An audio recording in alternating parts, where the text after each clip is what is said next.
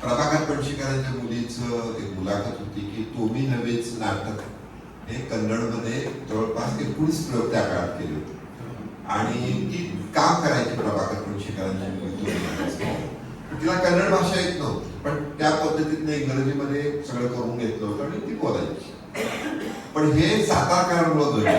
शामण्णा शानबागांनी प्रभाकर पणशीकरांना त्या काळात विनंती केली आणि कन्नडमध्ये नाटक झालं.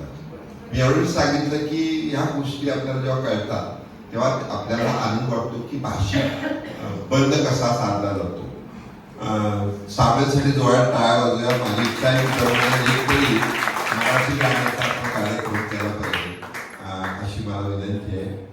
काही वेळेला जोक होत असतात. तसं आज मी बघितलं सूत्रसंचालन करणाऱ्या उखण्या देवी त्या सगळ्यांना साडीचं कौतुक सांगत होत्या पण स्वतः माझा ड्रेस बदलला.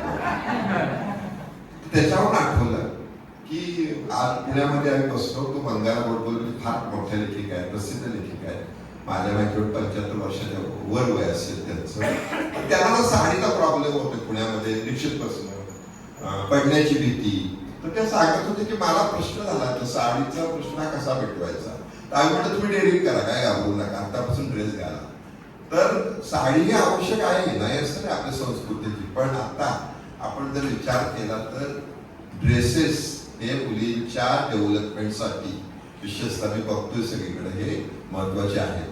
त्याच्यामुळे ह्या प्रत्येकाला एक गोष्ट आहे, आपण कुठल्याही संस्कृतीमध्ये न अडकता पुढे गेलं पाहिजे. आपली संस्कृती आहेच पण त्या संस्कृतीला घट्ट धरून आपल्या डेव्हलपमेंट करायचं नाही हे आपल्या दृष्टीने मला वाटतं महत्वाचं वाटत नाही. आज मराठी गाणी ही अतिशय महत्वाची झालेली आहेत. मला अतिशय आनंद वाटतो. विजय साबळे सर सातत्याने हा प्रयत्न करतायत त्याबद्दल मला त्यांचं कौतुक करावं असं वाटतं.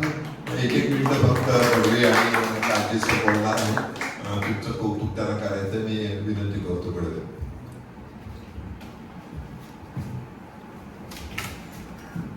प्रथमतः सर्व गायकांचं मनपूर्वक अभिनंदन. म्हणजे मी 2-3 गाणी ऐकूनच जाणार होतो पण मला शेवटपर्यंत थांबावं असं वाटलं. हे तुमचं खरं श्रेय आहे गायनाचं असं म्हणायला हरकत नाही. साबळे विजय साबळे माझे पहिले मित्र आहेतच. त्यांच्या अनेक गाण्यांचे प्रकार आणि सिलेक्शन मी पाहिलेले आहे पण आजचं गायकांचं सिलेक्शन आणि गाण्यांचं सिलेक्शन अतिशय सुंदर. साबळे यांना मनपूर्वक धन्यवाद. एक लक्षात ठेवा कुठलीही कला जी असते, तुम्ही सगळे प्रोफेशनल गायक किंवा गायिका नाहीये, तुम्ही हौशी कलाकार आहात. हौशी कलाकार असताना सुद्धा इतकं मन लावून गात होतात त्याबद्दल मनपूर्वक तुमचं परत एकदा अभिनंदन करतो. शेवटी कला ही माणसाच्या जीवनाकरता खूप महत्वाची असते.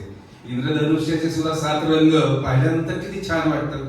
तसेच सारेगमपधनिसा हे 7 सूर मनाला इतके रिझवतात आणि मन, आत्मा आणि शरीर यांची तार जुळण्यासाठी हे खूप गरजेचं असतं. म्हणून कला आत्मसात करणं खूप महत्वाचं आहे.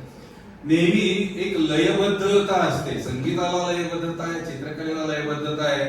ही लयबद्धता कशा करता गरजेची आहे. तुम्ही कधीही विचार केला नसेल की हृदय किती वेळा धडधडतं, श्वास किती वेळा घेतो आणि आपलं तापमान किती असतं शरीराचं, याचा कधीतरी विचार केलाय का तुम्ही. हे सगळं लयबद्धतेत चाललेलं आहे. हे एका मिनिटात 72 वेळा हृदय चालणार, एका मिनिटात 18 वेळा श्वास चालणार आणि टेम्परेचर हे 97.8च असणार. तेव्हा माणूस आरोग्यपूर्ण आहे असं समजायचं. आपण सगळे आरोग्यपूर्ण आहेत या कलेच्या क्षेत्रातून आपल्याला दिसतं.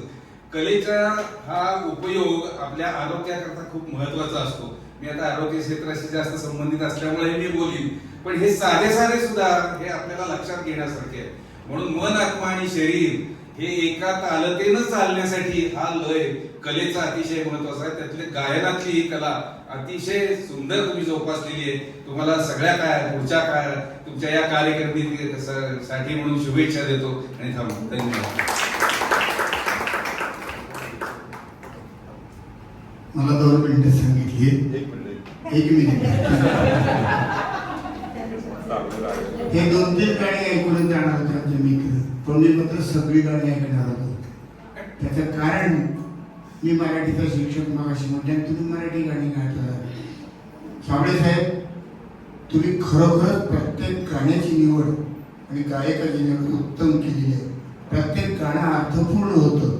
त्याला इंग्लिशमध्ये म्हणतात साऊंड एकोज द सेन्स. प्रत्येक गाण्यातल्या शब्दाला अर्थ होता आणि विशेषतः फेशियल एक्सप्रेशन जर होतं गाण्यात. ते शास्त्रीय संगीत गाताना काय असतं ते आपल्याला माहिती आहे, पण फेशियल एक्सप्रेशन जे होतं गाण्याचं आणि दुसरा एक भाग आहे बॉडी लँग्वेज, या दोन गोष्टी जेवढे जुळतात ना तर गाणं जगलं जातं आणि हे गायकाने केले. दुसरा एक भाग, तुमची तपश्चर्या फार मोठी आहे, इतकं सोपं नाही. माझा नातू 3ऱ्या वर्षी इंजिनिअरिंग कॉलेजात पुण्यात शास्त्रीय संगीताचे उत्तम कार्यक्रम करतो, पण रोज टेरेसवर 3 तास रियाज करतो. हे इतकं सोपं नाही. माझा धाकटा नातू तो उत्तम तबला वाजवतो, 3 तास तबल्याचा रियाज करतो आणि दुसरा पेटी वाजवतो. तिन्ही या क्षेत्रात आहे. घरात काय वातावरण त्यामुळे मला आवडत होतं, प्रत्येकाचं गाणं मी ऐकत होतो आणि ताई तुझं कौतुक करतो. प्रत्येक गाण्याला तुझे सुंदर अशी ऐतिहासिक किंवा संदर्भ सांगितली, फार महत्वाचे संदर्भ. तू खूप अभ्यास केलाय.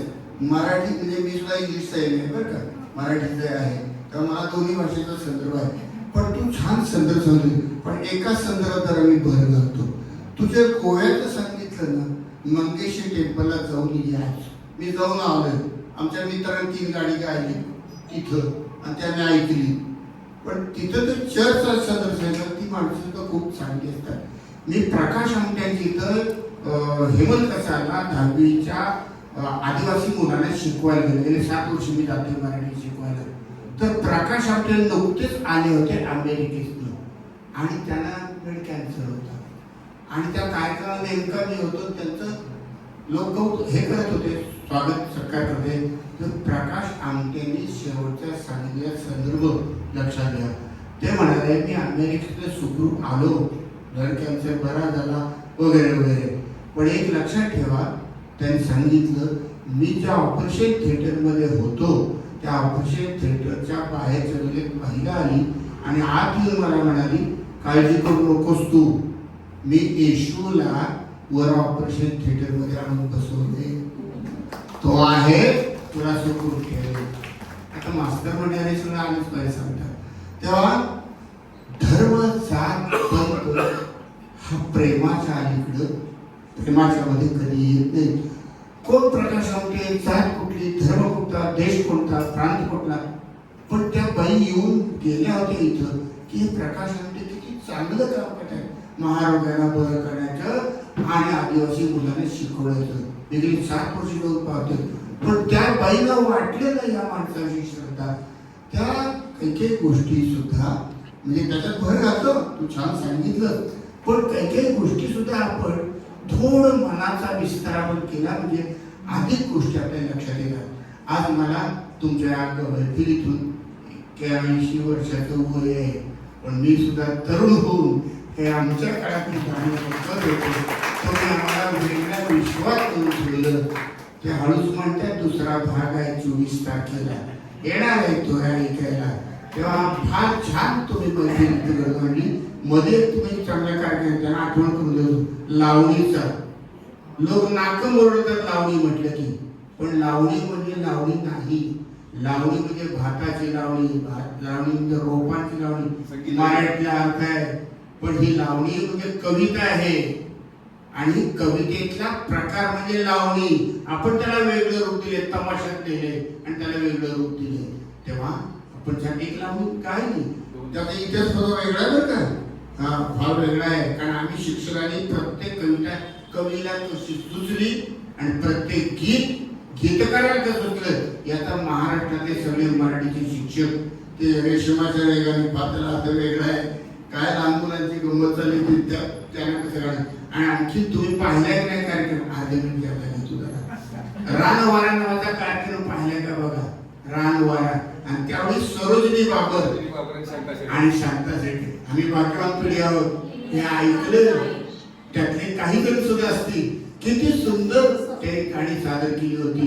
आणि मराठी भाषेचा मेवा तू फार छान सांगितलं, मराठी भाषेचा मेवा आणि खजिना त्यांनी उलगडून दाखवतात. असं तुमच्या ह्या कार्यक्रमामध्ये सांगता आलं, तेव्हा तुमचे सगळ्यांचे मनोभाव आभार. साहेब आपले मनोभाव छान गीतं निवडली, गीतकारांची गीते चांगली निवडली गायकी चालेल, निवेदिता चालेल एवढी, आणि समोरचे श्रोत्याचे प्रश्न दीपलक्ष्मी पतसंस्थेची आहे बघा. त्याची आणि दीपलक्ष्मी पतसंस्था नाही करताना ती त्या दृष्टीकोनातून हे आली. तेव्हा असेच कार्यक्रम करत जा आणि तुमच्या त्यागाला, परिश्रमाला, श्रद्धेला, धडपडीला आणि संगीताविषयी असणाऱ्या आदराला आम्ही सलाम करतो. आभार मानत नाही, करुणा करण्याचे मान्य करतो. एकच मिनिट सांगणार आहे. यांचं टाळ्या वाजून कौतुक यासाठी तिने जे सांगितलं ते मी पुण्यात होतो. इंग्रजी माध्यमातल्या शाळेतल्या मुली या गाण्यामध्ये आता मराठीमध्ये सगळ्या इंग्रजी माध्यमाच्या होतात.